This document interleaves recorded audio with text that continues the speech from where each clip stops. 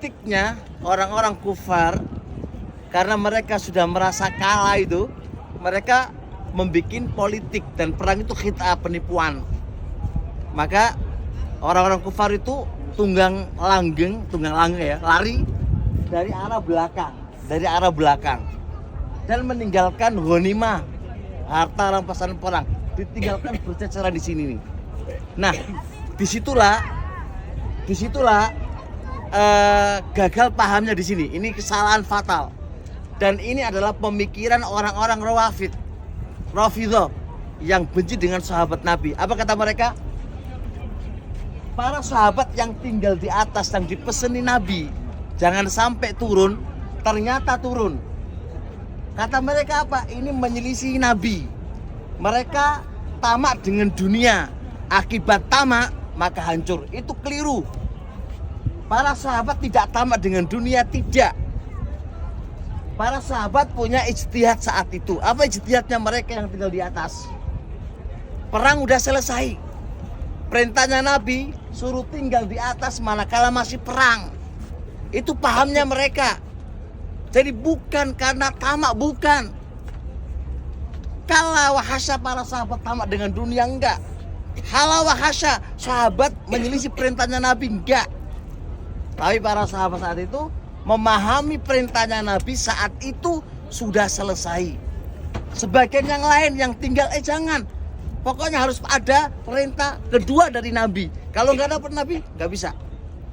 Tapi enggak, jangan, mereka kasihan. Mereka harus kita bantu dalam mengambil ghanimah perang itu. Nah ini loh, banyak dari kita para ustadz-ustadz itu memahami keliru. Memahami keliru, itu pemikiran Rafidhah yang mereka benci dengan sahabat Nabi. Ini yang harus difahami. Jadi mereka bukan karena tamak dengan dunia, tapi membantu para sahabat untuk mengumpulkan harta rampasan perang. Dengan asumsi mereka perang udah selesai, kita harus bantu. Itu asumsi. Padahal orang-orang kufar Quraisy membuat politik baru.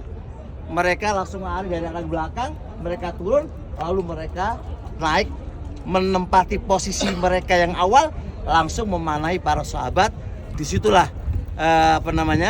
para sahabat banyak meninggal. Dan ingat, kenapa dalam peperangan, sebagaimana yang buku saya tulis Al-Hikmah fi Afalillah, kenapa para sahabat kok ada kalah ada menang?